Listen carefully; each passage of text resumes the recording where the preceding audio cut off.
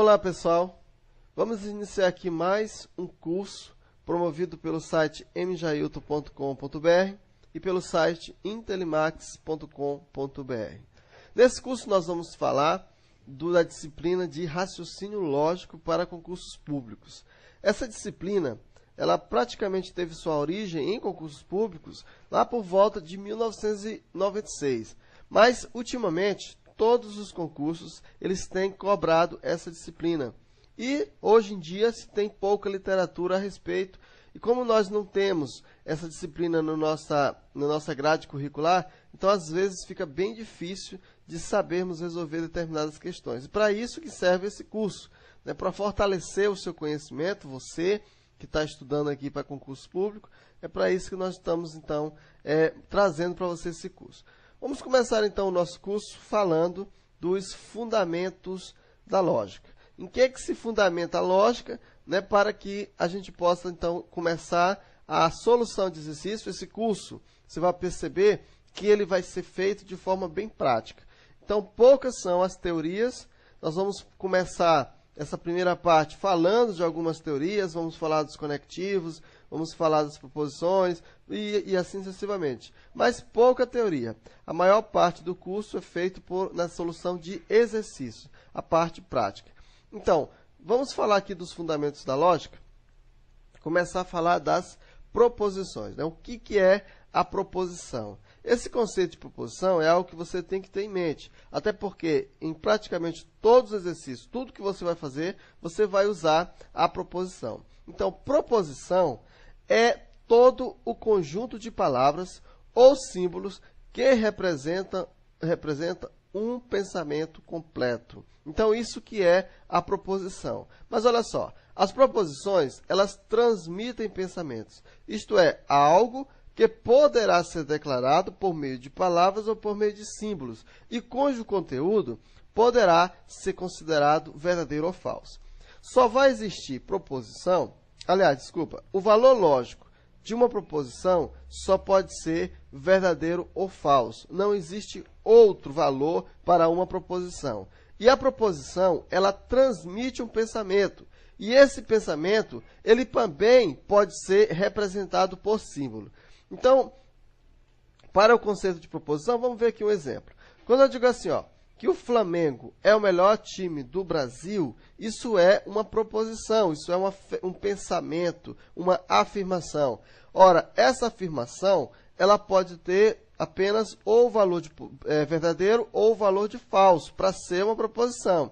Quando eu digo o Flamengo é o melhor time do Brasil, é lógico que eu estou falando o quê, gente? Uma verdade. Então, como esse tem um valor lógico verdadeiro, então trata-se de uma proposição. Temos aqui, por exemplo, São Luís é a capital do Ceará. Quando eu digo São Luís é a capital do Ceará, observa que eu estou transmitindo um pensamento através de palavras. E vimos aqui que a proposição pode ser representada por palavras ou por símbolo. E essa proposição só pode ter valor lógico verdadeiro ou falso. Nesse caso aqui, o valor lógico dessa proposição ela é o quê? Ela é falsa. Porque a capital do Ceará não é São Luís, é Fortaleza. Temos aqui, por exemplo, a Lua é um satélite da Terra. Então, correto também, verdadeiro. Agora, observe essa frase. Feliz Natal. Então, veja que essa frase, ela representa para nós um pensamento. Mas ela não trata de um valor que pode ser considerado verdadeiro ou falso. Você não pode, Feliz Natal, verdadeiro ou falso? Na verdade, você está expressando o quê? Está expressando um desejo. Né? Então, nesse caso, nós não temos exemplo de proposição. Da mesma forma, quando eu digo, por favor, saia daqui. Nós temos um pensamento representado através de frases. Mas esses dois exemplos não representam proposições, não são proposições. Então, é interessante que você entenda. O que é proposição? É todo o conjunto de palavras ou símbolos que representam o pensamento completo. E observa que eu tenho falado aqui, conjunto de palavras ou símbolos. Então, vamos ver como que é essa representação simbólica. Então, normalmente, as proposições são representadas por letras minúsculas. E, geralmente, essas letras são P, Q, R, S, T, U, né, começando do P. Então, geralmente são essas. Por exemplo, eu posso dizer, Maria é enfermeira. 10 é maior do que 20. João foi à praia ontem. Observa essas três frases aqui, ó. Essas três frases representam ou não proposições? Observa, aliás, né, aqui eu tenho, no caso, frases. Isso aqui não é frase, né? Observa que eu tenho, ó, Maria é enfermeira. Isso aqui pode ser o quê? Verdadeiro ou falso. Logo, nós temos um exemplo de proposição. 10 é maior do que 20? Uma proposição também. João foi à praia? Uma proposição. Ontem foi uma proposição. Agora, eu posso transformar essa proposição em uma letra. Eu posso dizer que Maria é enfermeira. Eu posso representar simbolicamente isso pela letra P. Eu posso representar 10 maior do que 20 pela letra Q. E posso representar João foi à praia pela letra R. Veja, eu tenho a representação por frases e tenho a representação simbólica. Você tem que aprender isso porque todos os exercícios nós vamos fazer essa representação simbólica. Você tira aquela frase e aquela frase, né, ou aquela expressão, ela vai trazer para nós um valor simbólico. Esse valor simbólico pode ser verdadeiro ou falso. Por exemplo, eu posso dizer que Maria é enfermeira, é uma proposição falsa, verdadeira, aliás. Então, eu posso também dizer que P é verdadeiro. Aqui é a mesma coisa, eu posso dizer que Q é falso, e aqui eu posso dizer que R é falso. São proposições, ó. Eu sei que 10 não é maior do que 20, então essa aqui eu sei que é falso. Quem é 10 é maior do que 20? É Q, logo Q também é falso. Ok, gente? Então, para reger as proposições, existem alguns princípios. Por exemplo, o primeiro princípio temos é o seguinte, o princípio da não contradição. O que significa isso? Uma proposição não poderá ser, ao mesmo tempo, falsa e verdadeira. Então, se você tem uma proposição, ela nunca pode ser, ao mesmo tempo, falsa e verdadeira. O nome desse princípio é o princípio da não contradição. Portanto, uma proposição só pode ter um e apenas um valor lógico. Ou ele é verdadeiro ou ele é falso, mas ele nunca pode ser os dois. O outro princípio é o princípio do terceiro excluído, que diz o seguinte, toda proposição ou é verdadeira ou é falsa. Não existe um terceiro caso. Então, se ela é proposição, ela não pode ter um outro valor. Ou ela é verdadeira, ou ela é falsa. O princípio da não contradição diz que ela só pode ter um valor. E o princípio do terceiro excluído diz que ela só pode ter, ou só pode ser ou verdadeira ou falsa. Tá? E o terceiro é o princípio da identidade. Se o enunciado qualquer é verdadeiro, então ele é verdadeiro. Se ele é falso, então ele é falso. Okay? Então, o valor lógico de uma proposição, como nós vimos, uma proposição poderá ter valor lógico verdadeiro, verdadeiro ou falso, né? E toda proposição tem um e somente um valor lógico. Então, é interessante você conhecer isso aqui, por quê? Porque muitas das vezes, um enunciado, ele vai ser resolvido a partir desses pequenos princípios, dessas pequenas teorias.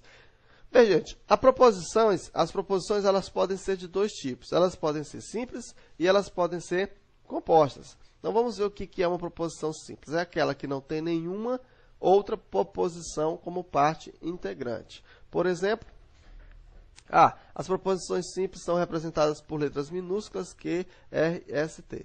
Se eu digo assim, ó, P, Antônio é alto. Então, eu tenho uma proposição P, que significa Antônio é alto. Aqui nós temos um exemplo de proposição simples. Que 2 é um número ímpar. Observa aqui, ó, essa primeira aqui, ó, como eu posso atribuir para ela verdadeiro ou falso. E essa 2 aqui, nós já sabemos que isso aqui é uma proposição o quê? Falsa. Mas observa que sempre nós só podemos atribuir o valor lógico de uma proposição, ou ela é verdadeira, ou ela é falsa. E o terceiro exemplo, nós temos que 10 é maior do que 2. Ó. R é maior, R que representa 10 maior do que 2. Isso aqui pode ser verdadeiro, ou isso aqui pode ser falso. E o S, o homem é mortal. Então, mais uma vez, uma proposição. Simples, né? E a proposição composta? A proposição composta é aquela formada pela combinação de duas ou mais proposições. Representaremos pelas letras latinas maiúsculas P, Q, R, S, T, U, etc. Então, se a proposição é simples, nós vamos representar pela letra minúscula P, Q, R, etc. Mas não precisa ser só P, Q, pode ser qualquer letra. Mas, por definição, a gente usa as letras a partir de P. Então, quando eu digo assim, ó, P maiúsculo, Antônio é alto, ou 2 é um número ímpar. Observa que eu tenho aqui, ó, uma proposição simples, Antônio é alto, uma outra proposição simples, 2 é um número ímpar, e as duas estão sendo interligadas através de um conectivo, né? Por meio de um conectivo. Esse conectivo nós vamos estudar na próxima aula. O conectivo aqui, ou. Então, ok, se chover amanhã, então não irei à praia. Aqui nós temos duas proposições, ó, chover amanhã e não ir à praia. Então, vou à praia, aliás, choveu, né? No caso, chover, e aqui ir à praia. São duas proposições e elas estão interligadas entre si através do conectivo se, né? Através da condicional. Aqui eu tenho um exemplo de proposição composta. O outro, passarei nesse concurso, se e somente se eu estudar bastante. Primeira proposição é, passarei nesse concurso. A segunda é, estudar bastante. Então, passarei se e somente se eu estudar bastante. Temos aqui mais um exemplo de proposição. São uma proposição composta. Aqui, no caso aqui, está ligado pela bicondicional. Se e somente se. E o S, Roberto é engenheiro e advogado. Aqui eu tenho Roberto é engenheiro, uma proposição simples, e Roberto é advogado, outra proposição simples. Ligado aqui pelo conectivo e, pelo conectivo da conjunção.